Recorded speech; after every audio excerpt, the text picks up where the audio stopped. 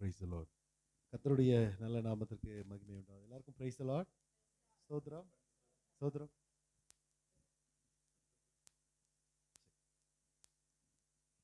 எல்லாம் நல்லா இருக்கிறீங்களா?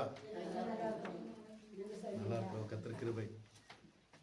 உங்களை எல்லாரும் பார்க்கறதுல ரொம்ப சந்தோஷம். நான் இன்னைக்கு சர்ப்ரைஸாக தான் வந்தேன். காலையில் இமானுவேல் ஏஜி சர்ச்சில் பாஸ்டரையா கூப்பிட்டுருந்தாங்க. அங்கே போயிட்டு சடனாக சரி முன்னாடியே யோசித்து வச்சுருந்தேன் ஒரு நாள் வரணும்னு. அத்தை வரலையா அப்படின்னு கேட்டிருந்தாங்க. நான் கண்டிப்பாக வரணும்னு முன்னாடியே மைண்டில் வச்சுருந்தேன். அதன்படி கர்த்தருடைய நல்லா நம்ம சபைக்கு நம்ம எப்போனாலும் வரலாம் சொல்லணுன்ற அவசியம். இந்த நாளிலும் நான் கர்த்தருடைய வார்த்தை கேட்கும்படி தான் மைண்டில் யோசிச்சுட்டு வந்தேன். ஆராதனையில் பங்கு கொள்ளணும், உங்கள் எல்லாரையும் பார்க்கணும், அதுதான் மனதில் இருந்தது. கடந்த கிட்டத்தட்ட 9-10 மாதங்கள் 11 மாதங்கள் எங்களுக்காக நீங்கள் எல்லாரும் ஜெபித்தீர்கள் நான் நம்புகிறேன். பாஸ்டர் எங்களுக்காக தொடர்ந்து ஜெபம் பண்ணாங்க. பாஸ்டர்மா எங்களுக்காக ஜெபம் பண்ணாங்க. எங்களை கூப்பிட்டு விசாரித்தாங்க. மாதந்தோறும் எங்களுக்கு ஃபோன் பண்ணாங்க. எங்களுக்காக ஜெபித்த எங்களை உங்களுடைய ஜெபத்தில் நினைக்கிற எல்லாருக்கும் நன்றிகள். அதிகமாக ஜெப தேவை உண்டு. அல்லேலூயா. அதிகமாக ஜெப தேவை உண்டு. உங்களுடைய ஜெபங்கள் மிக மிக அவசியம். ஆமென். அங்கே நாங்கள் இருக்கக்கூடிய சூழ்நிலை குறித்தும் நாங்கள் இருக்கக்கூடிய பார்த்த அனுபவங்களை குறித்தும் உங்களோடு ஒரு சில நிமிடங்கள் பகிர்ந்து கொள்ள நான் ஆசைப்படுகிறேன். நீங்கள் எதற்காகன்னு சொன்னால் நீங்கள் ஜெபம் பண்ணணும். ஆமென். நீங்கள் ஒருவேளை வரக்கூடிய சூழ்நிலை இருந்து வந்தால் பார்க்கலாம். ஆனால் வரக்கூடிய சூழ்நிலை இல்லாத பட்சத்தில் உங்களுக்கு அங்கே என்ன இருக்கிறது, எப்படிப்பட்ட சூழ்நிலை இருக்கிறது, நம்முடைய இந்த தேசத்திலேயும் இந்திய தேசத்திற்கு அருகாமையில் இருக்கக்கூடிய தேசத்திலேயும் என்ன சூழ்நிலை இருக்கிறது என்பதை உங்களில் ஒருவனாக பார்த்து உங்களுக்கு நான் அதை தெரியப்படுத்த கடமைப்பட்டிருக்கிறேன். காரணம் ஜெப தேவை அதிகம் உண்டு. அல்லேலூயா. ஆண்டவருடைய நல்ல நாமத்திற்கு மகிமை உண்டாவதாக. இந்த நல்ல வாய்ப்பை கொடுத்த அருமையான பாஸ்டர் ஐயாவுக்கு நான் நன்றிகளை தெரிவிக்க கடமைப்பட்டிருக்கிறேன். உறவினர் அப்படின்றத தாண்டி நல்ல ஒரு எங்களுக்கு ஒரு ஆவிக்குரிய நல்ல ஒரு வழிகாட்டி, ஒரு நல்ல தகப்பன், எப்பொழுதும் எங்களை ரொம்ப அன்போடு நடத்தக்கூடிய, இந்த வட மாநிலத்திற்கு ஊழியத்திற்கு போகணும், எங்களுக்கு மிஷன் ஊழிய அழைப்பு இருக்குது அப்படின்னு சொன்னபோது அவர்கள் எங்களுடைய அழைப்பை பார்த்தார்கள். எங்களுடைய அழைப்பை கர்த்தர் எங்கள் மேலே வைத்திருக்கிற திட்டத்தை அவர்கள் புரிந்து கொண்டார்கள். ஜெபத்தோடு எங்களை பல காரியங்களிலே எங்களுக்கு ஆலோசனை வழங்கி எங்களுக்காக ஒத்தாசை அனுப்புகிற, மாதந்தோறும் எங்களுக்கு பல நிலைகளிலே உதவி செய்கிற அருமையான சபைக்காக, போதகருக்காக, பாஸ்டர் அம்மாவுக்காக நான் நன்றி சொல்லுகிறேன். கர்த்தருடைய நல்ல நாமத்திற்கு மகிமை உண்டாவதாக ஒரு சிறிய ஒரு மொமெண்டோ நான் கொடுக்க இந்த காலை வேளையிலே ஆசைப்படுகிறேன். பூட்டான் எங்களுடைய வேதாம்மா கல்லூரியின் சார்பாகவும் இதை நான் கொடுக்க ஆசைப்படுகிறேன். கர்த்தருடைய நல்ல நாமம் மகிமைப்படுவதாக. ஹல்லேலூயா, ஹல்லேலூயா. என்னுடைய பேர் உங்க எல்லாருக்கும் தெரியும்னு நினைக்கிறேன். தெரியுமா? தெரியும்னு நினைக்கிறேன். என்னுடைய பேர் பென்னி பால் ஹட்சன். ஊட்டியில் சகாயநாதன் பாஸ்டர் அவர்களுடைய மூத்த மகன். எனக்கு ஒரு தங்கச்சி இருக்கிறார். கடந்த 8-7 வருஷ காலமாக அகலாறு கட்டப்பட்டு அந்த பகுதியில் ஊழியம் செய்து, அதோடு அப்பாவோடையும் சேர்ந்து உதவி ஊழியராக நான் ஊழியம் செய்தேன். இங்கேயும் ஒரு சில முறைகள் நான் வந்திருக்கிறேன். கர்த்தருடைய ஊழியத்தை இந்த பட்டணத்திலேயும் செய்து நிறைய கற்றுக்கொள்ள கர்த்தர் எங்களுக்கு கிருபை செய்தார். ஆனாலும் என்னுடைய சிறு வயதிலிருந்தே எனக்கு மிஷன் ஊழியத்திற்கான அழைப்பு எனக்கு இருக்குது அப்படிங்கிறது சிறு வயதிலிருந்தே அது மனதில் இருந்தாலும், என்னுடைய தகப்பனுடைய ஒப்புதலோடு, அவர்களுடைய அனுமதியோடு, அவர்களுடைய ஆசீர்வாதத்தோடு நாங்கள் தொடர்ந்து புறப்பட்டு போய் ஊழியத்தை செய்ய வேண்டும் என்பதற்காக கிட்டத்தட்ட 7-8 ஆண்டுகள் அவர்களுக்கு அடங்கியிருந்து, அவருடைய கருத்துக்கு கீழே இருந்து நாங்கள் பயிற்சி எடுத்துக்கொண்டோம். ஜனவரி 2025 வருஷம் கடந்த வருஷம் ஜனவரி மாதம் அவர்களோடு நாங்கள் திட்டவட்டமாக கர்த்தர் மறுபடியுமாக எங்களை இந்த காரியத்தில் போகும்படி ஆண்டவர் எங்களுக்குள்ள பாரத்தை கொடுக்கிறார் அப்படின்னு சொல்லி அதை அவர்களோடு பகிர்ந்து கொண்டோம். எல்லா அப்பாவுக்கும் பையன் கூடயே இருக்கணும் அப்படிங்கிற ஒரு மனசு இருக்கும் இல்லையா? அந்த பாச அடிப்படையில் அவர்கள் நீங்கள் இங்கே இருந்தால் நல்லாயிருக்கும், இருந்தாலும் கர்த்தருடைய ஊழியத்தை நீங்கள் பாருங்கள், ஆண்டவர் உங்கள் மேலே வச்சிருக்கிற அழைப்புக்கு நாங்கள் தடை இல்லை என்று சொல்லி அவர்கள் சொன்ன அந்த வார்த்தையை அடிப்படையாக கொண்டு அதை தொடர்ந்து நாங்கள் மற்ற முயற்சிகளை எடுத்து இப்போ கிட்டத்தட்ட ஒரு 10-11 மாத காலமாக நாங்கள் பூட்டான் பார்டரில் வெஸ்ட் பெங்கால் அந்த ஸ்டேட்டில் ஜெய்கான் அப்படிங்கிற அந்த கிராமத்தில் நாங்கள் இருக்கிறோம். மேப் இங்கே இருக்கும்னு நினைக்கிறேன். பாஸ்டர் முன்னாடியெல்லாம் மேப் மாட்டியிருந்தாங்க. மேப் இருந்தால் உங்களுக்கு அது நான் காண்பிக்க முடியும். நாங்கள் ஒரு ஓரத்தில் ஒரு புள்ளி மாதிரி ஒரு மூலையில் இந்தியாவுடைய ஒரு பார்டரில் இருக்கிறோம். தினமும் இந்தியாவை விட்டு வெளியில் பூட்டானுக்குள்ளே வேற ஒரு நாடு அது, அந்த நாட்டுக்குள்ளே தினமும் ஜெப நடைக்காக நாங்கள் போய் அங்கே ஜெப நடை செய்து நாங்கள் திரும்பி வரக்கூடிய சூழ்நிலை. பூட்டான் ஒரு புத்திஸ்ட் கண்ட்ரி, ஒரு புத்த வழிபாட்டு மையமாய் கொண்டிருக்கிற ஒரு நாடு, மன்னராட்சி தான். அங்கே இருக்கிற மன்னருடைய பேர் வாங்சுக் அப்படிங்கிற மன்னர் தான் இப்போ இருக்கிறாங்க, 4வது மன்னர். ஒரு நல்ல செழிப்பான ஒரு நாடு தான், செழிப்பான ஒரு நாடு. நம்ம நீலகிரி மாவட்டத்தினுடைய மக்கள் தொகை எவ்வளோ சொல்லுங்க? 8 லட்சம். ஜெபம் பண்ணுறீங்க தான், நான் ஜெபம் பண்ணுறீங்க தான் நீலகிரி மாவட்டத்துக்கு டெய்லி சொல்லி ஜெபம் பண்ணுறீங்களா? ஆமாம், நல்லா ஜெபிக்கக்கூடிய பாஸ்டரையா, நல்லா ஜெபிக்கக்கூடிய பாஸ்டர்மா, ஜெபிக்கக்கூடிய சபை, அப்படி தானே? ஆமாம், உங்களுடைய கான்கால் ஜெபத்துலலாம் சில நாட்கள் நானுமே பாஸ்டரோடு பக்கத்தில் இருந்தது நிமித்தமாக, பாஸ்டர்மாவோட பக்கத்தில் இருந்தது நிமித்தமாக உங்கள் ஜெபங்களில் ஜெப சத்தங்கள் எல்லாம் கேட்டிருக்கிறோம். நல்லா ஜெபிக்கக்கூடியவர்கள். அப்போது அதே போல் பூட்டானுடைய அந்த தேசத்தினுடைய பாப்புலேஷனுமே 8 லட்சம். தேசம் ஒரு நாடு. ஆனால் அந்த நாட்டினுடைய மொத்த மக்கள் தொகை எவ்வளவு? 8 லட்சம் தான் இருக்கும் அப்படின்னு சொல்கிறாங்க.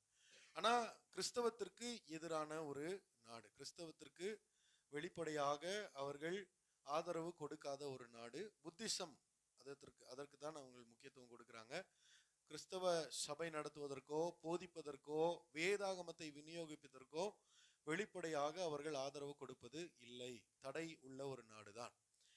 நான் போன புதுசில் வைராக்கியமாக ஒரு உற்சாகத்தில் வெள்ளை சட்டையெல்லாம் போட்டுட்டு பைபிள்லாம் எடுத்துகிட்டு அந்த நாட்டுக்குள்ளே உள்ளே போகலான்னு சொல்லி முயற்சி செய்யும்போது இமிக்ரேஷன் இருக்கும் இல்லையா, வேற ஒரு நாடு அப்படிங்கிறதுனால எப்படி இங்கே பாஸ் போடுறோமோ அந்த மாதிரி அந்த பக்கத்தில் இருக்கிறவங்களுக்கு முதல் முறை போகும்போது நம்முடைய கருவிழி ஆதாருக்கு எடுக்கிற மாதிரி நம்ம ரேகை இதெல்லாம் எடுத்துருவாங்க.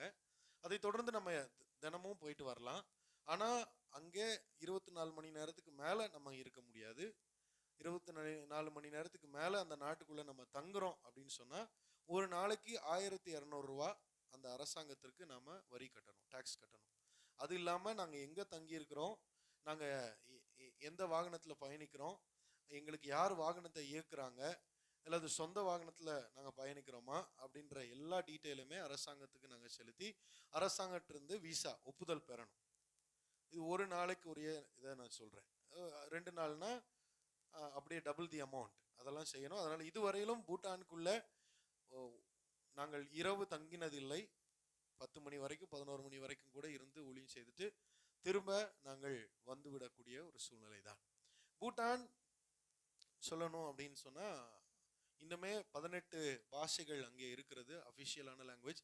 அதில் ஒரே ஒரு பாஷையில், ஜோங்கா அப்படின்னு சொல்லப்படுகிற ஒரே ஒரு பாஷையில் மாத்திரம் 90-95% வேதாகமும் மொழிபெயர்க்கப்பட்டிருக்கிறது. கிட்டத்தட்ட முழு வேதாகமும் மொழிபெயர்ப்புக்கு ஆயத்தமாக இருக்கிறது. மற்ற பாஷைகளில் இன்னும் வேதாகமும் இல்லை.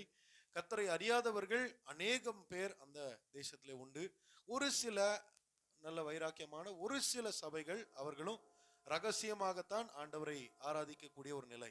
இங்கே போல நம்ம எல்லாரும் கூடி மைக்கு வச்சு பாட்டு பாடி நல்ல விடுதலையோடு ஆராதிக்கக்கூடிய நிலை இல்லை. 10 பேர் 8 பேர் வீடுகளில் கூடி ரகசியமாக கர்த்தரை சத்தம் போடாமல் ஆராதிக்கக்கூடிய நிலைமை தான். எந்த நேரத்தில் வேணாலும் அரசு அதிகாரிகள் வருவாங்க, வந்து நீங்கள் எதுக்கு இப்படி பண்ணுறீங்க, என்ன பண்ணுறீங்க அப்படின்னு கேட்டு அவர்களுக்கு விரோதமாக சட்ட நடவடிக்கை எடுக்கக்கூடும். அதனால் அவர்கள் என்ன செய்கிறாங்கன்னு பார்த்தீங்கன்னா, மன்னருடைய ஒரு பெரிய மன்னர் குடும்பத்தினுடைய பெரிய புகைப்படத்தை அங்கே மாட்டி வச்சுருப்பாங்க. அதை மாட்டி வச்சுட்டு நாங்கள் மன்னருக்காக தான் வேண்டுதல் பண்ணிட்டு இருக்கோம், மன்னர் வாழ்கன்னு சொல்லி தான் வேண்டுதல் பண்ணிட்டு இருக்கோம், மன்னர் நல்லா இருக்கணும்னு சொல்லி தான் நாங்கள் இருக்கிறோம் அப்படின்னு சொல்லி. மன்னருக்கு விரோதமாக கலகம் எதுவும் பண்ணுறீங்களா? இல்லை இல்லை, மன்னருக்கு விரோதமாலாம் நாங்கள் எதுவும் பண்ணலை அப்படின்னு சொல்லிட்டு தான் இருப்பாங்க. அப்படியும் மாட்டினவங்க நாடு கடத்தப்பட்டு, அதாவது அவங்களுடைய சிட்டிசன்ஷிப் கேன்சல் பண்ணி அந்த நாடு மாத்திரமல்ல, இதே போல இருக்கக்கூடிய அவங்களுடைய ஐக்கியத்தில் இருக்கக்கூடிய 6-7 நாடுகளுக்கு அவங்க எப்பவுமே போக முடியாத மாதிரியான ஒரு தடை போட்டுருவாங்க. எங்களுக்குமே நாங்கள் ஊழியம் செய்யும் போது அங்கே அந்த நாட்டில் நாங்கள் பிடிப்பட்டோம் அப்படின்னா அதை தொடர்ந்து ஒரு 6 நாடுகளுக்கு நாங்கள் போகவே, சிங்கப்பூர், மலேசியா, இந்த இந்தோனேஷியா, அந்த மாதிரி ஒரு சில பிலிப்பைன்ஸ் போன்ற நாடுகளுக்கு நாங்கள் போக முடியாத மாதிரியான தடை ஏற்படுவதற்கு வாய்ப்பு இருக்கிறது. அப்படிப்பட்ட சூழ்நிலையில் தான் நாங்கள் செய்து கொண்டிருக்கிறோம். ஆனாலும் எப்பவுமே பாஸ்போர்ட்டு இல்லைனா ஒரிஜினல் ஐடி ப்ரூஃப் கையில் வச்சிருக்கணும். தினமும் போயிட்டு அங்கே இப்போதைக்கு நாங்கள் செய்யக்கூடிய ஊழியம் என்ன அப்படின்னு பார்த்தீங்கன்னா, சபைகளில், அதாவது வீட்டு சபைகளில் மாலை நேரங்களில் வேத பாட வகுப்பு மாதிரியான சின்ன ஒரு டீச்சிங் எடுக்க ஒரு சில சூழ்நிலைகள் அமைது, அதில் செய்கிறோம். அதை தொடர்ந்து ஆராதனையோ பாடலோ நடத்துவதற்கான திறந்த வாசல் நமக்கு இல்லை. அவங்க நாட்டுக்காரங்களுக்கே பிரச்சனைங்கிறப்போ நம்ம ஏதாவது செய்தோம்னா உடனே அரசாங்க நடவடிக்கை எடுத்துருவாங்கன்றதுனால அந்த பாஸ்டர்ஸ் நம்ம மேலே ரிஸ்க் எடுக்கிறது இல்லை. இந்த சபை நடத்தக்கூடிய சபை தலைவர்கள் கூடுமான வரைக்கும் அவங்களே காரியங்களை செய்கிறாங்க. ஆனால் அங்கே இருக்கக்கூடியவர்களை வெளியே அழைத்து அவர்களை பயிற்றுவிக்கிற, அவர்களை ஊழியத்திற்கென்று உருவாக்கக்கூடிய அந்த ஒரு ஊழியத்திலே நாங்கள் இருக்கிறோம். வேதாகம கல்லூரி அங்கே ஒன்று இருக்கிறது. 25 வருஷத்துக்கு முன்பதாக தமிழ்நாட்டிலிருந்து மிஷினரியாக போய் அங்கே தங்கி இருந்து ஒரு வேதாகம கல்லூரி, ஒரு பள்ளிக்கூடம், ஒரு சில சபைகளை ஆரம்பித்து கிட்டத்தட்ட 60 ஊழியர்களை அந்த பகுதியில் உருவாக்கி ஊழியம் செய்து கொண்டிருக்கிற அருமையான பாஸ்டர் ரெவரண்ட் ஜான் சத்யமூர்த்தி அவர்கள் தான் அங்கே அசம்பிளிஸ் ஆஃப் காட்னுடைய சூப்பர்டென்ட் அந்த பகுதிக்கு. அவர்களுக்கு கீழாக அவர்களுடைய உதவி போதகராக அவர்களுடைய சபையில இருந்து அதோடு அவர்களுடைய வேதாகம கல்லூரியையும் நிர்வகிக்கக்கூடிய அந்த ஒரு ஸ்தானத்திலே கர்த்தர் எங்களை வைத்திருக்கிறார். தொடர்ந்து எங்களுடைய வேதாகம கல்லூரிக்காக ஜெபம் பண்ணுங்க.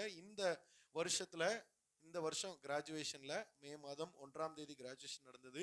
இங்கே ஆண்டு விழா நடந்துட்டு இருந்துச்சு. அன்னைக்கு அங்க கிராஜுவேஷன் நடந்தது. கிராஜுவேஷன் அன்று 21 முழுக்க பூட்டான் நாட்டை சார்ந்தவர்களை ஆண்டவருக்காக, அவருடைய ஊழியத்திற்காக பயிற்றுவித்து 2 வருஷம் கோர்ஸ். அவர்களுக்கு கிட்டத்தட்ட 1 வருஷ காலம் நாங்கள் கிளாஸ் எடுத்தோம்.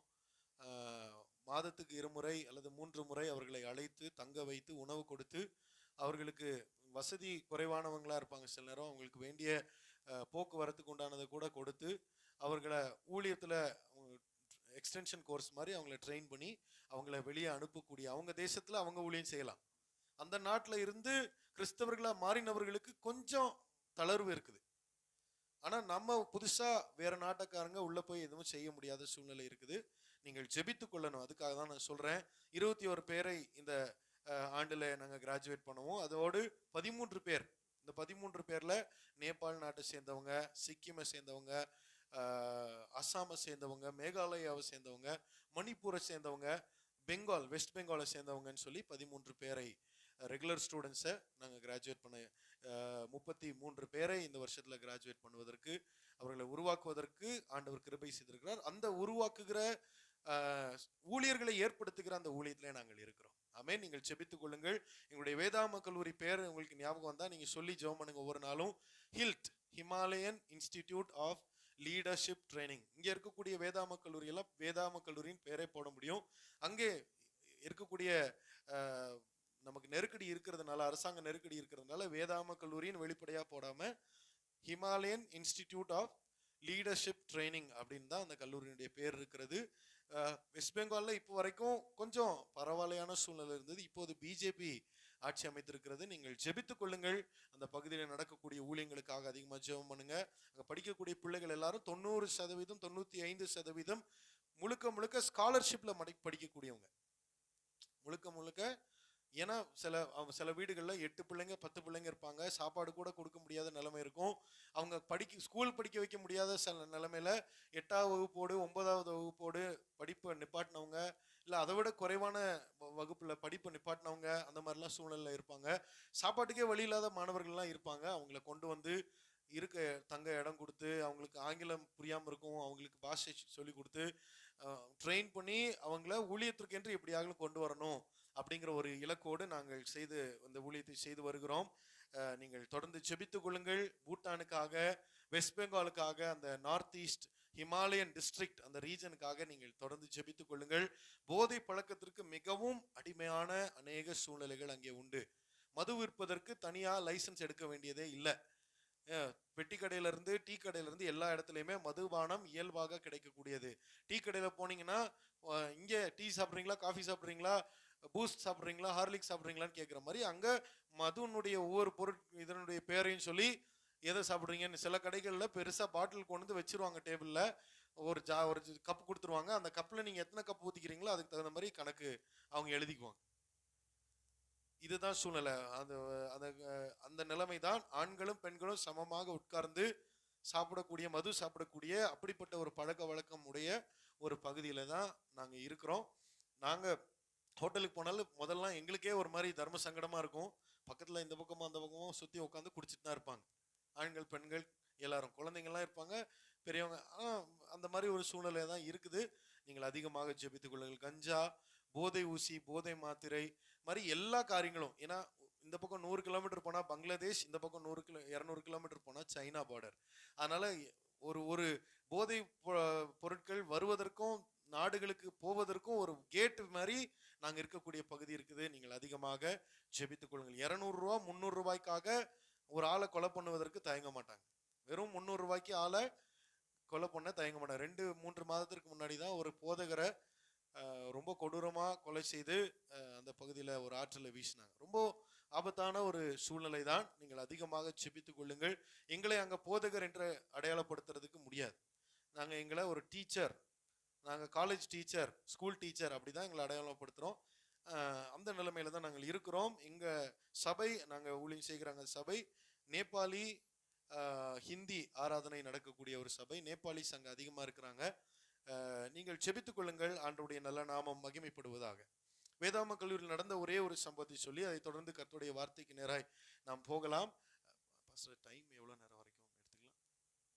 ஓகே. கர்த்தருடைய நல்ல நான் ஸ்டாப்பாக 4 மணி வரைக்கும்னாலும் போயிட்டே இருக்கலாம். ஆனால் நீங்கள் எல்லாம் போகணும் இல்லையா?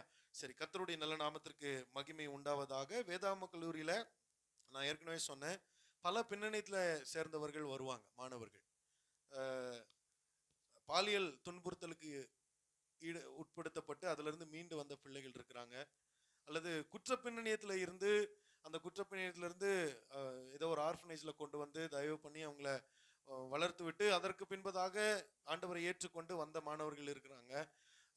இன்னுமே இவன் இங்கே இருந்தால் ரொம்ப தொந்தரவு கொடுப்பான், உன்னை கொண்டு போய் மறுவாழ்வு மையம் மாதிரி ஒரு இடத்துல கொண்டு போய் விட்டுறலாம் அப்படின்னு சொல்லி கொண்டு வந்து விடப்பட்ட மாணவர்கள் இருக்கிறாங்க. வெளியே இருந்தால் அவன் ட்ரக்ஸுக்கு அடிக்ட் ஆயிடுறான், இவனை அதனால அவன் ஃபோன் கொடுக்க மாட்டோம், வெளியில் அவ்வளோக்கு வெளியே அனுப்ப மாட்டோம். வெளியில் போகணுன்னாலும் நாங்கள் ரொம்ப பாதுகாப்போடு நாங்கள் முடிஞ்சா கூடயே ஊழியம் செய்ய வச்சு கூட்டிகிட்டு வரக்கூடிய அப்படிப்பட்ட ஒரு சூழ்நிலையில தான் நாங்கள் இருக்கிறோம். இந்த நிலைமையில சமீபத்தில் ஒரு 2 மாணவர்கள் வேதாமா கல்லூரியில் உள்ள டிவி, பெரிய ஒரு 40-45-60 இன்ச்சு டிவி நினைக்கிறேன், அந்த டிவியை கான்ஃபரன்ஸ் ஹால்லேருந்து திருடி கொண்டு போய் அவங்க ஹாஸ்டலில் வச்சு காலேஜினுடைய இன்டர்நெட்டை எப்படியோ பயன்படுத்தி தவறான காரியங்களை எல்லாம் பார்த்து பயங்கரமான ஒரு மற்ற பசங்க சொல்லி கொடுத்துருவாங்களோன்னு மற்ற பசங்களோட சண்டையெல்லாம் பண்ணி அதில் ஒரு தம்பி ஓடிட்டான். வீக்காக இருக்கிற, ரொம்ப மெலிசாக இருக்கிற ஒரு பையனை மிரட்டினாங்க, அவன் ஓடிட்டான். இப்போ ஓடிட்டான்றப்போ அந்த நிலையில் காலேஜை நிர்வகிக்கிற நான், பாஸ்டர் வெளிநாடு போயிருந்தாங்க, நான் தான் முடிவெடுக்கக்கூடிய சூழ்நிலை. அப்போது என்ன பண்ணுறது அப்படின்னு சொல்லி யோசிக்கும் போது இந்த 2 மாணவர்கள் நல்ல ஒரு இன்ஃப்ளூயன்ஸ் உள்ள பசங்க, நல்ல அவங்க தலைமைத்துவத்தில் உள்ள பசங்க, ஸ்டூடெண்ட் பாடி லீடர் அந்த நிலைமையில் இருக்கக்கூடிய ஒரு மாணவனும் அதில் சம்மந்தப்பட்டிருந்தான். துணிகரமாக பல மாதங்களாக இதை அவர்கள் செய்து வந்தார்கள். அங்கே இருந்த டீச்சர்ஸுமே இவங்களுக்கு பயந்துட்டோ அல்லது என்ன காரணமோ தெரியல, அவங்கள இதிலிருந்து சரியாக கண்டிக்க முடியாத ஒரு நிலையில இருந்திருந்து அதை அப்படியே விட்டுட்டு இருந்த சூழ்நிலையில நான் அந்த தருணத்தில் தான் பொறுப்பெடுத்த சூழ்நிலை. இந்த காரியங்களை நம்ம என்ன செய்ய முடியாது. ஒழுக்கத்திற்கு நம்ம ஒழுக்கத்திலே வளர்க்கப்பட்டவர்கள், எங்களை வளர்த்தவர்கள் அப்படிதான் எங்களுக்கு சொல்லி கொடுத்து வளர்த்துருக்குறாங்க. இது செய்யத்தக்கது அல்ல. தவறான படங்களை பார்ப்பதோ, திருட்டுத்தனம் பண்ணுவதோ, இதெல்லாம் என்னது, மற்றவங்களை அடித்து மிரட்டி ரவுடிசம் பண்ணுறதோ சரியான இது கிடையாது. வேதாம கல்லூரியில் நடக்கக்கூடிய ஒரு இது நடைமுறை இது கிடையாதுன்னு சொல்லி அது ஒரு நிலைப்பாடு எடுக்க வேண்டிய ஒரு தர்ம சங்கடமான சூழ்நிலையில் நான் தள்ளப்பட்டேன். இருந்த வாத்தியார்கள் கூட என்ன செய்தாங்க, அவனுக்கு ரொம்ப மோசமான பசங்க, ரவுடி பசங்க, அவங்க பேக்ரவுண்ட்லாம் ரொம்ப மோசமானது, நீங்கள் அவங்கள வான் பண்ணி விட்டுருங்க, இல்லைனா எல்லா பசங்களுக்கும் ஒரே மாதிரி பனிஷ்மெண்ட் கொடுத்துடலாம், இல்லைனா வந்து நீங்கள் கொஞ்சம் பொறுமையாக டீல் பண்ணுங்கள், இல்லைனா அவங்கள அமுச்சு விட்டா அவங்க போயிடுவாங்க, நீ போயிருன்னு சொல்லி அனுப்பிச்சு விட்டா போயிடுவாங்க. ஏன்னா வெளியில் அவனுக்கு வேலை வாய்ப்பு இருக்குது, வெளியில் போனால் என்ன வேணால் செய்யலாம், அவன் சில நேரம் அவனுக்கு பிடிக்காமலே இங்கே இருப்பான், நீங்கள் துரத்தி விட்டுருங்க, டென்ஷனே வேண்டாம், நமக்கு ஃப்ரீயாக இருந்துக்கலாம் அப்படின்னாங்க. அப்படிதான் எனக்கு கொடுக்கப்பட்ட ஆலோசனை. எங்கள் தலைமை போதகர்கிட்ட பேசும்போது, நீங்கள் ரிஸ்க் எடுக்கிறீங்க அவனுங்களெல்லாம் வச்சுட்டு, 2 பேரில் ஒருத்தனை வச்சுட்டு ஒருத்தனை அனுப்பிச்சு விட்ருங்க, இதுதான் சொன்னாங்க. ஆனால் இந்த நிலையில் நம்ம எடுத்த நிலைப்பாடு என்ன அப்படின்னா, யாரையும் அவனை வேண்டான்னு ரிஜெக்ட் பண்ணுறதுக்கோ தூக்கி போடுறதுக்கோ நமக்கு அதிகாரம் கிடையாது. அவன் அவன் மேலே ஒரு அழைப்பு இருக்குது, அவன் மேலேயும் ஒரு நோக்கம் இருக்குது. இது காலேஜில் நடக்கக்கூடிய பசங்க கிட்ட குறும்பெல்லாம் இருக்க தான் செய்யும். சிலது அவனுங்களை சொல்லி கொடுத்து அவங்களை சரி பண்ணலாம், அப்போ அவர்களுக்கு கற்றுக் கொடுக்கலாம், ரிஸ்க் எடுக்கலாம்னு சொல்லி அந்த ஒரு ஸ்டாண்டை நான் எடுத்தேன். பயங்கர சேலஞ்சான ஒரு சூழல். ஒரு நாள் வாக்கிங் போயிருக்கிறோம் பூட்டானுக்கு, தினமும் 3 கிலோமீட்டர் குறைஞ்சது, ஒரு வழி 3 கிலோமீட்டர், இன்னொரு வழி 3 கிலோமீட்டர், குறைஞ்சது 6 கிலோமீட்டர் தினமும் பூட்டானுக்குள்ள ஜபநடை செய்கிற ஒரு பழக்கம் உண்டு. அப்படி ஜபநடைக்கு போயிருக்கும் போது மாறி மாறி ஃபோன் வந்துட்டே இருக்கு மாணவர்கள்ட்ட இருந்து. மற்ற மாணவர்கள்ட்ட ஃபோன் கிடையாது, வாதியார்கிட்ட ஃபோனை வாங்கி எனக்கு ஃபோன் பண்ணுறாங்க. வாதியார்கள் மாறி மாறி அடிக்கிறாங்க, சார் நீங்கள் தயவு செய்து என்ன செய்துறாதீங்க, காலேஜுக்கு தனியாக வந்துடாதீங்க, இந்த 2 பசங்களும் உங்களை அடிக்கிறதுக்கு பிளான் பண்ணியிருக்காங்க. இந்த நேபாளிஸ்க்கு இன்னொரு பேர் இருக்குது, கத்தின்னு சொல்லுவாங்க, இங்கேயுமே கூர்காஸ் எல்லாம் கத்தி வச்சுருப்பாங்க, அவங்களுக்கு கத்தின்னு இன்னொரு பேர் இருக்குது, குத்திட்டு தான் யோசிப்பாங்க. அப்போது இந்த பசங்களில் ஒருத்தன் நேபாளி, அப்போது அவனுக்கு கையை இப்படி சேர்த்து வைக்க முடியாது, ஒர்க் அவுட் பண்ணி பண்ணி இப்படி இருக்கும் கையெல்லாம், இப்படி இருப்பான், அப்படியே தான் இருப்பான். ஃபோட்டோவில் நிற்க சொன்னால் கூட இப்படி நிற்க வராது அவனுக்கு, இப்படி தான் நிற்பான். பயங்கரமாக உடம்பு, கல்யாணமான ஒரு பையன் வேறு, ஏற்கனவே பயங்கர அவனுக்கு வார்னிங்லாம் கொடுத்து 1 வருஷம் பிரேக் கொடுத்ததும் திரும்பி வந்திருக்கிறான், இந்த வருஷமாவது படித்து முடிச்சுட்டு போட்டோன்னு தயவு பண்ணி தான் அவனுக்கு சீட்டு கொடுத்துருக்கு. மறுபடி அவனுங்களுக்கு பிளான் பண்ணிட்டானுங்க, டாலி ரொம்ப சின்ன குழந்தையா இருக்குது, டாலி மட்டும் சின்ன பார்த்தா தான், டாலியை பார்த்தா பாவமாக இருக்குது, இல்லைனா இவரை இன்னைக்கு அடித்து முடிச்சிடலாம் அப்படின்னு சொல்லி 2 பேரும் பார்க்கிங்கில் பயங்கரமாக பிளான் பண்ணிட்டு இருக்காங்க. சார் நீங்கள் என்ன செய்துறாதீங்க, இவங்களுக்கும் நான் சொல்லலை, வீட்டுக்கும் சொல்லலை, யாருக்கும் சொல்லலை, நீங்கள் வரும்போது என்ன செய்யுங்க, எங்களுக்கு ஃபோன் பண்ணுங்கள், நாங்கள் கேட் கிட்ட வந்துடுறோம், எல்லாரும் சேர்ந்து என்ன செய்வோம், அவங்கள பத்திரமா கொண்டு வந்து உங்கள் வீட்டில் விட்டுறோம், கேம்பஸ்குள்ளே தான் நாங்கள் வீடு இருக்கிறோம் அப்படின்னு மாணவர்கள் சொல்கிறாங்க. நம்ம இதுக்கெல்லாம் என்ன செய்த ஆள் கிடையாது, நம்மளை வளர்த்தவங்க அப்படி பயப்படுற சூழ்நிலை நம்மளை வளர்க்கல, என்ன நடந்தாலும் பார்த்து கொள்ளலாம், தைரியமாக வருவோம்னு சொல்லி அதே மாதிரி வந்தோம். அதே மாதிரி அந்த மாணவர்களை நேருக்கு நேர் சந்தித்தோம். அந்த மாணவர்களை கண்டிக்கவோ அல்லது கண்டித்தோம், ஆனால் அவங்கள தூக்கி எறிஞ்சிடல, அவங்கள உருவாக்கணும்னு நினச்சோம். அவங்களும் இந்த இந்த 21 பேர் சொன்னேன் இல்லையா, அவர்களோடு சேர்ந்து நல்லபடியாக கிராஜுவேட் ஆகி போகும்போது வந்து பாஸ்டருங்கிறத விட்டானுங்க, சாருங்கிறத விட்டானுங்க, அண்ணா எங்களை நீங்கள் தூக்கி எறிஞ்சிடல, எங்களுக்கு எங்கள் மேலே நம்பிக்கை வச்சு ஒரு சான்ஸ் எங்களுக்கு கொடுத்து, நாங்கள் செஞ்சது தப்புன்னு எங்களுக்கு புரிய வச்சு எங்களை கரெக்ட் பண்ணி எங்கள் லைஃப்பை ஸ்பாயில் பண்ணாமல் எங்களை சரி பண்ணதுக்கு நன்றி அப்படின்னு சொல்லிட்டு போனாங்க. நேற்றைக்கு கூட அதில் ஒரு தம்பி எனக்கு ஃபோன் பண்ணி, எப்படி இருக்கிறீங்க, டாலி எப்படி இருக்கிறா, எல்லாம் நல்லா இருக்கிறீங்களா, நாங்கள் நல்லா ஊழியம் செய்கிறோம், இப்போ அவங்கள ஒரு 6 டீமாக நேபாள் மற்ற ஒரு சில பகுதிகளுக்கு ஊழியத்துக்கு அனுப்பிச்சிருக்கிறோம், நாங்கள் நல்லா ஊழியம் செய்கிறோம் அப்படின்னு சொல்லி எங்களுக்கு தெரியப்படுத்தாங்க. எதுக்கு இது சொல்கிறேன்னா, முரட்டு பசங்க, அவங்களுடைய குணாதிசயம் அப்படிப்பட்டது, ஆனால் அவர்களை பக்குவப்படுத்தும்படியான ஒரு நிலையில கர்த்தரைங்களை வைத்து, இப்போ இந்த சூழ்நிலையில அன்றைக்கு இரவு ஒரு நாள் இந்த பசங்க என்ன செய்திருவாங்களோ, ஒருவேளை டாலி தனியாக இருக்கும்போது ஏதாவது செஞ்சிருவானுங்களா, இவங்க வீட்டில் தனியாக இருக்கும்போது ஏதாவது, இல்லை என்ன செஞ்சிருவாங்களோ, ஏதாவது கலகம் ஆயிருமா, ஏதாவது பிரச்சனை ஆயிருமா, வன்முறை செய்திருவானுங்களா, இல்லை இவனுங்க ஏதாவது போதை பழக்கத்திற்கு இந்த டென்ஷன்னால மறுபடி போதை பழக்கம் எதுக்காவது போயிடுவானுங்களா, ஏதாவது செஞ்சிருவானுங்களான்ற அந்த ஒரு யோசனை பயங்கரமான இது. சபையிலையும் சில பிரச்சனைகள், அங்கே இருந்த ஒரு அசிஸ்டன்ட் பாஸ்டர் ரொம்ப பிரச்சனை பண்ணி சில காரியங்களை குழப்பத்தை ஏற்படுத்தி, அதற்கு நாங்களும் காரணம் என்று அவராக அவர் நினைத்து கொண்டு சில காரியங்களை எல்லாம் செய்தார். இந்த மன சோர்வில் மன வேதனையில் இருக்கும்போது அன்னைக்கு ஒரு நாள் இரவு முழுக்க தூங்க முடியல. விடிய காலையில் அன்னைக்கு ஒரு 3 மணி 3:30 மணி இருக்கும், ரொம்ப ஒரு யோசனை, மன அழுத்தம், நல்லதான் இருந்தோம், நல்ல சூழ்நிலையில் இருந்தோம், அங்கேருந்து நம்ம இங்கே வந்து இல்லாததுக்கெல்லாம் நம்மளை பழி சொல்கிறாங்க, சபையே உடையிற அளவுக்கு கூடிய ஒரு பிரச்சனை வந்துருச்சு சபையில் ஒரு அசிஸ்டன்ட் பாஸ்டர்னால. அவங்க ஒரு கட்டத்தில் என்ன செய்துட்டாங்க, இவர்களும் காரணம் அப்படின்ட்டாங்க. எதுக்கு? இவங்க மதராசி காலா குத்தா அப்படின்னா கருப்பு நாய், அப்படிதான் என்னை பார்த்து சொன்னாங்க. கருப்பு நாய் இவன், மதராசி அப்படின்னா அங்க இருந்து வந்தேறீங்க. எப்படி இங்க நம்ம இந்துக்காரங்களை ஒரு மாதிரி தாழ்வா பாக்குறோமோ அந்த மாதிரி அவங்க நம்மள என்ன செய்துட்டாங்க, இவனுங்க இங்க வந்து இவனுங்கெல்லாம் வந்தனாலதான் நமக்கு இல்லாம இதாயிருச்சு இவனுங்க அப்படின்ற மாதிரி ரொம்ப சங்கடப்படுத்தி பேசிட்டாரு. அவனை அடிக்காம விட மாட்டேன் அப்படின்னு அவங்க எல்லாம் சொல்லி, நமக்கு இது பயம் கிடையாது, இருந்தாலும் மனசுக்கு ஒரு சங்கடமா இருக்கும். யாரதோ வாய்ப்பை நம்ம எடுத்துட்டோமா, அல்லது மற்றவங்களுடைய பிழைப்பை நமக்கு எடுத்துட்டோமா, ஏன் இப்படி எல்லாம் நமக்கு இருக்குது ஆண்டவரேன்னு சொல்லி ரொம்ப மனசு சோர்வு இருக்கிற நேரத்துல பாஸ்டர் என்னன்றாரு, நான் வெளிநாடு போக வேண்டி இருக்குது, நீங்க சபையை பார்த்துக்கணும், காலேஜையும் பார்த்துக்கணும், நான் 10 நாள் இருக்க மாட்டேன். இதுல அது ஹிந்தி சபைனா கூட ஏதோ மேனேஜ் பண்ணலாம், கொஞ்சம் ஹிந்தி தெரியும். ஹிந்தி நேபாளி சபை, அவரு 45 வயசு இருக்கும், அந்த பாஸ்டர் நடத்திட்டு இருந்த அந்த பக்குவத்துல நம்மளால நடத்த முடியாது. இங்க மாதிரி கிடையாது, அங்க கம்ப்ளீட்டா எல்லாமே ப்ரொசீடிங் பண்ணணும். ஒவ்வொன்றையும் அடுத்து இவர்கள் காணிக்கை ஜெபம் ஏறெடுப்பார்கள் அப்படின்னு நான் சொல்லிட்டு உட்காரணும், அவர் ஜெபம் பண்ணுவார். அடுத்து இவர்கள் பாடல் பாடுவார்கள், அடுத்து இவர்கள் ஜெபம், இதெல்லாம் ஹிந்தியிலையும் அல்லது கொஞ்சம் கலந்த நேபாளிலையும் நம்ம சொல்லணும். நமக்கு தெரியாது, ஐயோ இப்போ பாஷை தெரியாத இந்த ஊர்ல நம்ம மாட்டிக்கிட்டோமே இப்படி அப்படின்னு சொல்லி யோசிச்சுட்டு நைட் ஃபுல்லா அந்த ஒரு வேதனையில இருக்கும்போது ஆண்டவர் ஒரு பாடல் மூலமா என்னை பலப்படுத்தினார். ஒரு ஒரு ஒரு தமிழ் பாடல் மூலமா என்னை பலப்படுத்தினார். அந்த பாடலை அப்பவே உடனே ஹிந்தி பாஷைக்கு, எனக்கு தெரியாத ஒரு கொஞ்சம் தெரிஞ்சிருந்து நல்லா தெரியாத ஒரு பாஷைக்கு அந்த பாடலை மொழிபெயர்க்கவும் கர்த்தர் கிருபை செய்தார். அப்படி ஒரு சில பாடல்களை, ஒவ்வொரு பாடல் மொழிபெயர்ப்புக்கு பின்னாடியும் ஒரு சாட்சி இருக்குது. அந்த சாட்சியோடு கர்த்தர் எங்களை நடத்தி வருகிறார். பூட்டானுக்காக, பூட்டான் பகுதியில் நடக்கக்கூடிய ஊழியங்களுக்காக தொடர்ந்து ஜெபித்துக் கொள்ளுங்கள். ஆமேன். அங்க இருக்கிற வேதாம கல்லூரிக்காக ஜெபித்துக் கொள்ளுங்கள். ஆமேன். சோதரம், உங்களுடைய ஜெபங்கள் மிக மிக அவசியம். ஒரு ஆமேன் சொல்லுங்க பாப்போம். ஹல்லேலூயா. கர்த்தருடைய நல்ல நாமத்திற்கு மகிமை உண்டாவதாக. இப்போது அட்மிஷன் புதிய புதிய சேர்க்கை நடைபெற்று கொண்டிருக்கிறது. மாணவர் சேர்க்கையில நிறைய மாணவர்கள் வரணும் அப்படின்னு சொல்லி ஜெபித்துக் கொள்ளுங்கள். பல்வேறு சூழ்நிலையிலிருந்து மாணவர்கள் வருவாங்க. அவங்களுடைய பேக்ரவுண்ட் ஹிஸ்டரி எல்லாம் நாங்க வெளியே சொல்ல மாட்டோம், எங்களுக்கு தெரிஞ்சிருக்கும். சில அவங்களுடைய சாட்சி அவங்க எழுதி கொடுத்துருப்பாங்க.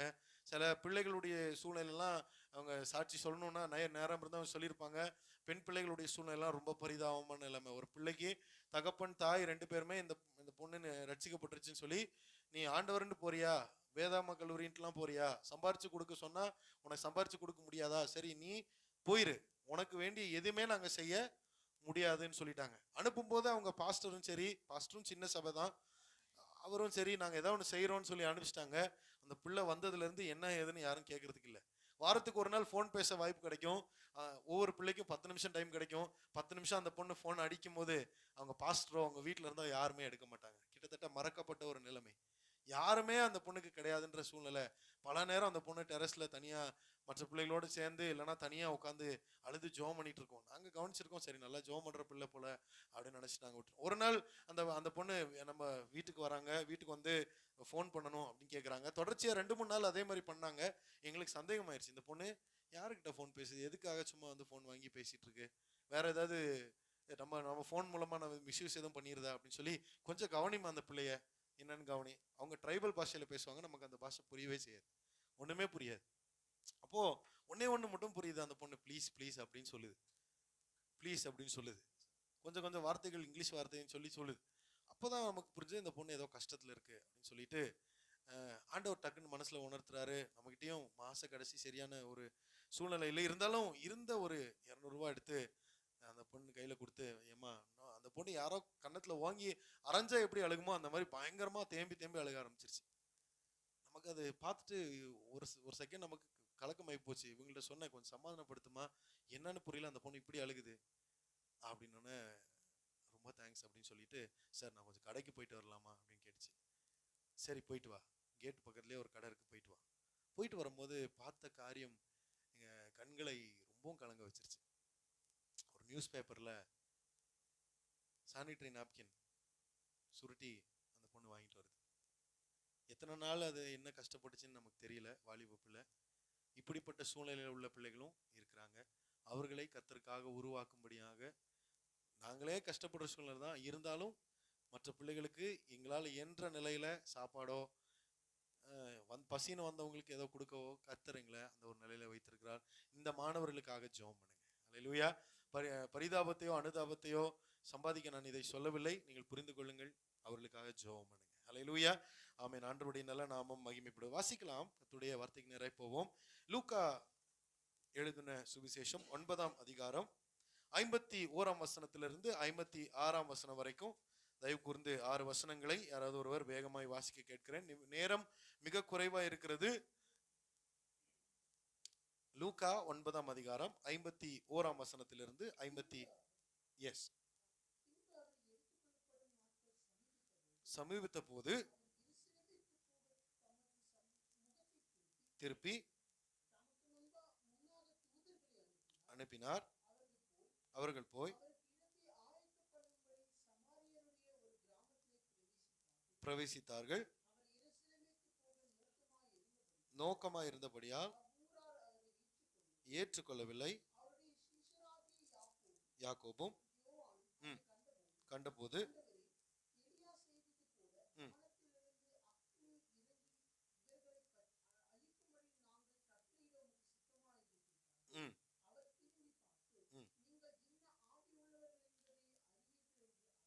நீங்கள் இன்ன ஆவி உள்ளவர்கள் என்று அறியீர்கள் என்று அதட்டி, அழிக்கிறதற்கு, மனுஷகுமாரன் மனுஷருடைய ஜீவனை அழிக்கிறதற்கு அல்ல, ரட்சிக்கிறதற்கே வந்தார் என்றார். இந்த சம்பவம் பாஸ்டரையா பேசியிருப்பாங்க, நீங்க எல்லாம் கேட்டிருப்பீங்க, படிச்சிருப்பீங்க. யாக்கோபு யோவான் என்று 2 சகோதரர்கள், இடிமுழக்க சத்தம் போவர்நேகர்ஸ் என்கிற ஒரு பெயருடைய சகோதரர்கள். இவர்கள் ஆண்டவராக இயேசு கிறிஸ்துவுக்கு தூரத்து உறவினர்கள், தூரத்துல உறவினர்கள். இந்த நிலையில இவர்கள் தான் உம்முடைய ராஜ்யத்துல எனக்கு வலப்புறமும் எனக்கு இடப்புறமும் கொடுங்கன்னு சொல்லி அம்மாவை கூட்டிட்டு வந்து ஆண்டவர்கிட்ட ரெக்கமெண்டேஷன் கேட்டவங்க. அப்ப ஆண்டவர் சொல்றாரு, நான் குடிக்கக்கூடிய பாத்திரத்துல நீங்க பானம் பண்ண கூடுமா அப்படின்னு ஆண்டவர் கேட்கிறார். இந்த நிலைமையில இருந்த இந்த 2 சகோதரர்கள் யாக்கோபும் யோவானும் கேட்கக்கூடிய ஒரு கேள்வி 9ஆம் அதிகாரத்திலேயே வேதாகமத்திலேயே மிகவும் வேதனையான, வருத்தப்படுத்தக்கூடிய ஒரு கேள்வி. என்ன கேள்வி? சமாரிய கிராமத்திற்கு போயிருக்கிறார்கள். சமாரிய கிராமத்துல இவர்களுக்கு வரவேற்பு இல்லை. அதற்கு முன்பதாகத்தான் ஆண்டவர் இவர்களை 2 பேரா 70 பேரை ஊழியத்துக்கு அனுப்புறார். இவங்க போய் ஊழியம் செய்துட்டு வந்து, நாங்க பேய்களை துரத்தணும், பயங்கரமா அற்புதங்கள்லாம் நடந்தது, ரொம்ப சந்தோஷப்பட்டுட்டு வராங்க. சுகமாக்கும்படி புறப்பட்டு போய் திரும்ப வந்த ஊழியர்கள் இப்போ இன்னொரு கிராமத்துக்குள்ள போறாங்க. அது சமாரிய கிராமம். சமாரியர்களுக்கும் யூதர்களுக்கும் பிரச்சனை ஏற்கனவே இருக்குது. சமாரியர்களை கலந்தவர்கள், கலப்படமானவர்கள், அவர்கள் நம்முடைய ஜனங்கள் அல்ல, அவர்கள் பியோரானவங்க கிடையாது, அவர்கள் நல்வழியில பிறந்தவர்கள் கிடையாது என்கிற ஒரு மனப்பான்மையோடு அணுகக்கூடியவர்கள் யூதர்கள். சமாரியர்கள் மீது பயங்கரமான ஒரு வெறுப்பு. எந்த அளவுக்கு வெறுப்புனா, எலியா செய்தது போல வானத்திலிருந்து அக்கினி இறக்கி இந்த சமாரிய கிராமத்தை முடிச்சிருட்டுமா அப்படின்னு ஆண்டவர்கிட்ட யாக்கோபும் யோவானும் அனுமதி கேட்கிறாங்க. அப்போதான் ஆண்டவர் சொல்ற பதில், நீங்க என்ன ஆவி உடையவர்கள் என்று அறியீர்கள். என்னையா என்னையா என்ன ஸ்பிரிட்யா உனக்கு, என்ன மைண்ட் உனக்கு, என்ன யோசிச்சுட்டு இருக்கு, என்ன சிந்தனை? ஏன் போய் சுவிசேஷத்தை சொல்லி போய் சுகத்தை ஆண்டவர்கிட்ட இருந்து பெற்று தந்து வியாதிப்பட்டிருக்கிறவர்களுக்கு விடுதலை கொண்டு வரக்கூடிய ஒரு நிலைக்கு தான் அவர்கள் ஏற்படுத்தப்பட்டார்கள். ஆனால் அவர்கள் தங்களுடைய பழைய அல்லது தங்களுடைய மாம்ச பகையை மனதில் வைத்துக்கொண்டு, சமாரியர்களுக்கும் பிரச்சனை இருக்கு. என்னது? இவர் எங்க கிராமத்துக்கு ஒன்றும் வரல, ஆண்டவராக இயேசு கிறிஸ்து இந்த வழியா எருசலேமுக்கு போறதுக்கு போறாரு, இந்த வழியா அவர் பாஸ் பண்ணி போறது கூட எங்களுக்கு விருப்பம் கிடையாது அப்படின்னு சொல்லி என்ன செய்யல, அவருக்கு எதிர்ப்பு தெரிவித்தார்கள். அது மாத்திரமல்ல, அவர்களுடைய சுவிசேஷத்தையும் அவர்கள் ஏற்பதற்கு ஆயத்தமாக இல்லாத ஒரு நிலையில இருந்தாங்க. சுவிசேஷ மறுப்புக்கு பதில் என்னது? அக்கினி இறக்கி அழிச்சு விடுறதா? நிச்சயமா கிடையாது. ஆனால் அவருடைய ஆவி இப்படிப்பட்டதாகத்தான் முன் இருந்தது, யோவானுக்கும் யாக்கோபுக்கும். இவர்களுடைய வாழ்க்கையிலிருந்து தான் ஒரு சில காரியங்களை நாம் இன்றைக்கு கற்றுக்கொள்ள தியானிக்க முயற்சி எடுப்போம். கர்த்தர் நமக்கு உதவி செய்ய. நாம் என்ன ஆவி உடையவர்களாய் இருக்கிறோம்? எப்படிப்பட்ட ஆவி உடையவர்களா இருக்கு? இன்னைக்கு சபைக்குள்ள உள்ள ஒரு மேஜர் ஒரு பெரிய பிரச்சனை என்ன அப்படின்னு சொன்னா, நாம் எல்லாரும் ஜட்ஜா மாறிடுறோம்.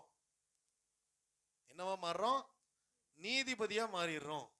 பலரை நியாயம் தீர்த்தி, பலரை குற்றப்படுத்தி, பலரை இப்படிப்பட்டவங்க தான், இவங்க அப்படிதான், இவங்க இப்படிதான், அந்த ஊழியக்காரர் இப்படிதான், அந்த ஊழியக்காரர் அப்படிதான், இவர் உங்களுக்கு தெரியுமா? சிலர்லாம் சொல்றத பாத்தீங்கன்னா பக்கத்திலேயே உட்கார்ந்து எல்லாத்தையும் நான் தான் வீடியோ படம் பிடிச்சேன்ற அளவுக்கு என்ன செய்வாங்க, சாட்சியம் அப்படியே ஒரு வைராக்கியத்தோட சொல்லுவாங்க. யாரையும் நியாயம் தீர்க்கவோ யாரையும் குற்றப்படுத்தவோ நமக்கு அதிகாரம் இல்லை. ஒரு ஆமென் சொல்லுங்க பாப்போம்.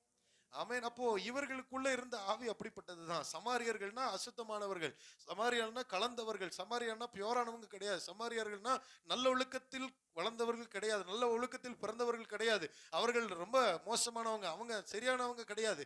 அவங்கள என்ன செய்திடணும்? ஃபினிஷ் பண்ணிடலாம். ஐயா நீ வந்தது ஊழியம் செய்ய, நீ வந்தது சுவிசேஷம் சொல்ல, அதுக்கெல்லாம் மனசு வரல. என்ன ஆவி? அழிக்கக்கூடிய ஒரு ஆவி, தீயை இறக்கி முடிச்சிடுற. சில நேரம் மாம்சத்தில் நமக்கு இப்படிப்பட்ட ஒரு ஆவி, ஆவியில மனசுல நம்ம மனசளவுல நமக்கு சில நேரம் இப்படிப்பட்ட ஆவி நம்ம மேலேயும் இருக்குது. எப்படி? வார்த்தையினாலேயே சிலரை மட்டம் தட்டி, நியாயம் தீர்த்து, குற்றப்படுத்தி, காயப்படுத்தி முடிச்சிடுறதுக்கு அளவுக்கு என்னது நம்ம கிட்ட பவர் இருக்குது. நம்ம வார்த்தைக்கு அவ்வளவு வல்லமை உண்டு. என்ன பேசுறோம் அப்படின்றது கவனமா பேசணும்.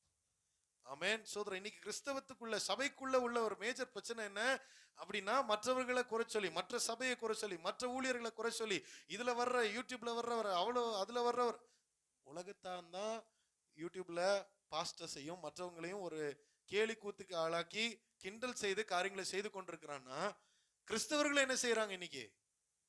அதுக்குன்னே ஒரு சேனல் ஆரம்பிச்சு, அந்த சேனல்ல என்னது கண்டென்ட்டே என்னது? எந்த பாஸ்டர் எங்க உழுகுவார், எங்க சறுக்குவார், எங்க அவங்கள முடிச்சு கட்டுறதே என்னது? சபையை முடிச்சு கட்டுறதுக்கே என்ன செய்யறாங்க? நிறைய பேர் எழும்பியிருக்காங்க. இன்னைக்கு நாம் புரிந்து கொள்ள வேண்டும், நாம் என்ன ஆவி உடையவர்களாக இருக்கிறோம். நம்முடைய அதிகாரத்தை எப்படி நாம் பயன்படுத்துகிறோம்? மரணமும் ஜீவனும், ஆமா, நாவின் அதிகாரத்துல இருக்கும்போது நம்முடைய நாவின் அதிகாரத்தை பிறரை உருவாக்க பயன்படுத்துகிறோமா, பிறரை உருக்குலைக்க பயன்படுத்துகிறோமா என்பதில் நாம் கவனமா இருக்க வேண்டும். ஆமென். நாம் மற்றவங்களை பத்தி குறை பேசுவதற்கு நேரத்தை செலவழிக்கிறோமா, அல்லது மற்றவர்களை பற்றி நன்மையை பேசி அவர் நல்லா இருக்கணும் ஆண்டவரே, அவங்களை ஆசீர்வாதமா வச்சுக்காங்கன்னு சொல்றதுக்கு நமக்கு மனசு இருக்கிறதா அப்படிங்கிறத நம்ம யோசிக்கணும். இதே யாக்கோபும் யோவானும் கடைசியில எப்படி மாறினார்கள்? நமக்கு வசனத்தை சொல்லி மாற்றுவதற்கு அவ்வளவு நேரம் நமக்கு நேரம் இல்லை. ஆனா சோதரம், அன்பின் சீஷனாக கடைசியில வெளிப்படுத்தின விசேஷத்துல வரக்கூடிய யோவான் இந்த யோவான் தான். 12 பேர்ல இயற்கையாக, ஆனா ரொம்ப கஷ்டப்பட்டு, ஆனால் இயற்கையாக மரித்தார் என்று நம்பக்கூடிய சரித்திரத்துல நம்பக்கூடிய யோவான் யாருன்னா இவர் தான். இந்த யாக்கோபு யாருன்னு பாத்தீங்கன்னா, அப்போஸ்தலர் நடவடிக்கைகள் 10ஆம் 11ஆம் அதிகாரத்திலேயே பட்டயத்தினாலே கொல்லப்பட்ட, ஆமென், ஹேரோதுனால கொல்லப்பட்ட, முதல்ல மரிக்கக்கூடிய ஒரு நிலைமையில இந்த யாக்கோபு இருக்கிறார். கடைசியில 12 சீஷர்கள்ல கடைசியாக ரொம்ப அவஸ்தைப்பட்டு பத்மு தீவிலே தனித்து விடப்பட்ட, பத்மு தீவுன்னு சொல்லும் போது அந்த தீவை பற்றி சொல்லுகிறார்கள், அது பிணவாடை வீசக்கூடிய ஒரு தீவு. மனிதர்களை, கொடுங்குற்றவாளிகளை கொண்டு போய் அங்க தனித்து விட்டுருவாங்க. எதற்கு விடுவாங்கன்னா, அவன் சாப்பாடு தண்ணி இல்லாம அங்கேயே இருந்து செத்து கழுகுகள் பறந்து கொண்டே இருக்குமா. கழுகுகள் வந்து பிணங்களை தின்று கண்ணை பிடுங்கி எடுத்து, அப்படிப்பட்ட ஒரு சூழ்நிலையை பார்த்து கொண்டே இருக்கக்கூடிய நிலைமையில தான் யோவான் வாழ்ந்தார்.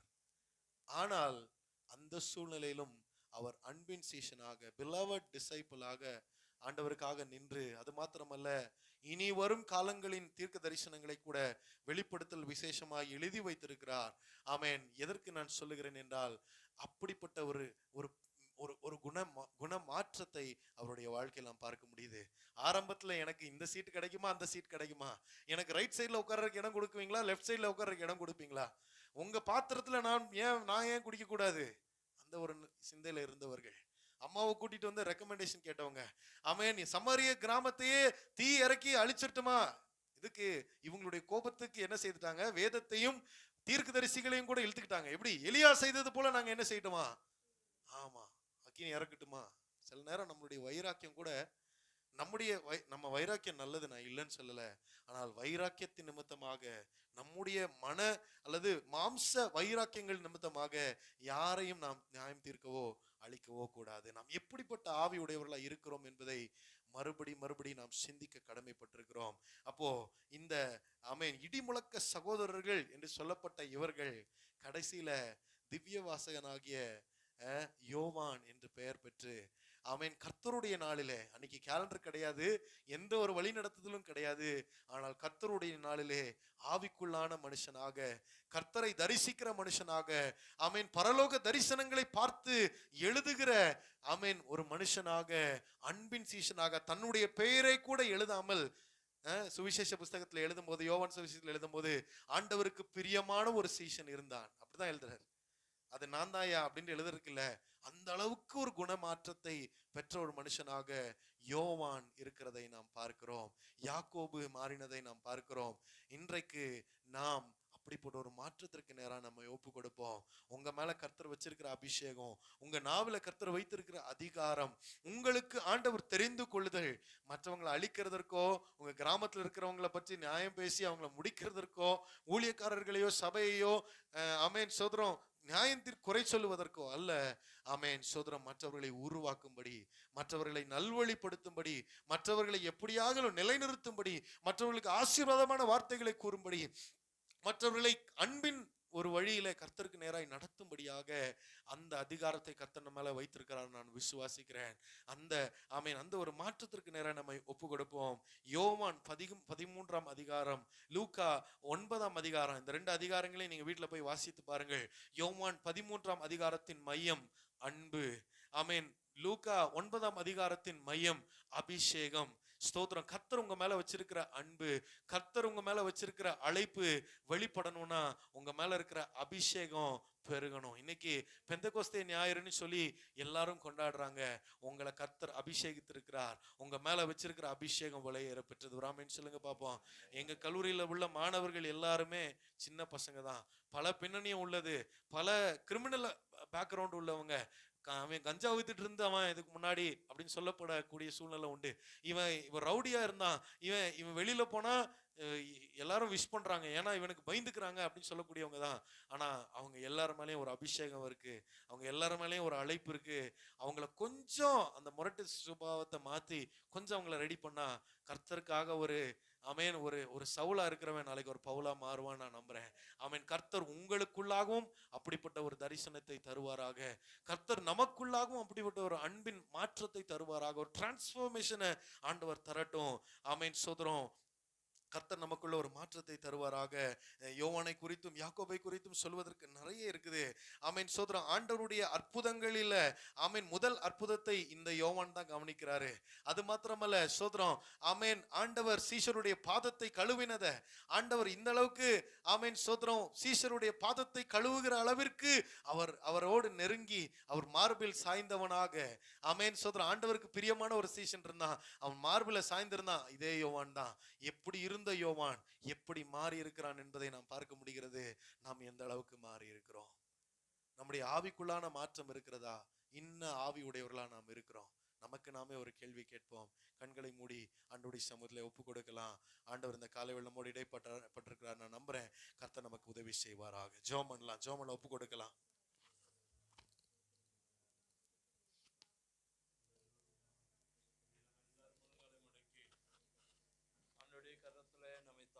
கொஞ்ச நேரம் ஒப்பு கொடுப்போமா? இந்த மாதத்துடைய வாக்கு தத்துவம், கர்த்தர் சொல்லுகிற காரியம், அவராலே தேவனாலே பராக்கிரமம் செய்வோம். அவரே நம்முடைய சத்துருக்களை மிதித்து போடுவார் என்று சொல்லி நாம் பார்த்து கொண்டிருக்கிறோம். இந்த மாதம் முழுவதும் அந்த வாக்கியங்களை நினைவு கூறிக்கொண்டிருக்கிறோம். இன்னைக்கும் நம்முடைய முன்பாக இருக்கிற சத்துருக்களை மிதித்து போடுகிற ஒரு நல்ல காரியத்தை நாம் கேட்டு இருக்கிறோம். அவராலே பராக்கிரமம் செய்ய வேண்டும் என்று சொன்னா, அவர் நம்முடைய வாழ்க்கையில் ஒரு பராக்கிரமம் செய்ய வேண்டும் என்று சொன்னா, நம்முடைய ஆவி என்ன ஆவி என்பதை நம்ம உணர வேண்டிய அவசியத்தில் இருக்கிறோம். இன்னைக்கு ஆண்டோடைய கரத்துல நம்மை அர்ப்பணித்து நமக்குள்ள இருக்கிறதான வேண்டாத காரியங்கள் மாற்றப்படும் என்று சொன்னா, நிச்சயமாவே கர்த்தர் ஒரு அற்புதத்தை நம்முடைய வாழ்க்கையில செய்வார். அழைப்பு என்ன அழைப்பு என்பதை சரியாய் புரிந்து கொள்வோம் என்று சொன்னார். நம்முடைய அழைப்பு மற்றவனை காயப்படுத்த அல்ல, மற்றவர்களை குறை சொல்ல அல்ல, மற்றவர்களை கஷ்டப்படுத்த அல்ல, அவர்களை உருவாக்க என்பதை நாம் அறிந்து கொள்வோம். அவளை உருவாக்கும் பொழுது சிறுவர்களா இருக்கட்டும் பெரியவர்களா இருக்கட்டும் யாராயிருந்தாலும் அவளை உருவாக்கும் பொழுது நிச்சயமாக கர்த்தர் ஒரு அற்புதத்தை நம்முடைய வாழ்க்கையில செய்து முடிப்பார். இன்னைக்கு யாக்கோபை குறித்து யோவானை குறித்து நம்ம பார்க்கிறோம். அவருடைய தனிப்பட்ட வாழ்க்கைகளை நிறைய காரியங்களை எடுக்கலாம், நிறைய காரியங்களை பேசலாம். உண்மையான பாஸ்டர் சொன்னது போல நேரம் இல்லாதனால அந்த சாட்டை அவங்க முடிச்சிருக்காங்க. அவருடைய ஆவி என்ன ஆவி என்பதை கர்த்தர் அங்கே உணர்த்துகிறத பார்க்கிறோம்.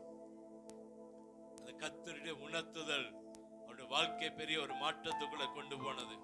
இன்னைக்கு அநேக நேரத்துல கர்த்தர் நம்மிடத்துல உணர்த்துகிற காரியங்களை, கர்த்தர் பேசுகிற காரியங்களை, கர்த்தர் நம்மிடத்துல உணர்த்துகிற சம்பவங்களை நம்ம விட்டு விடுவோம் என்று சொன்னா நிச்சயமா அவர்களைப் போல நம்மையும் கர்த்தர் நல்ல பராக்கிரமசாலிகளாய் மாற்றுவார்.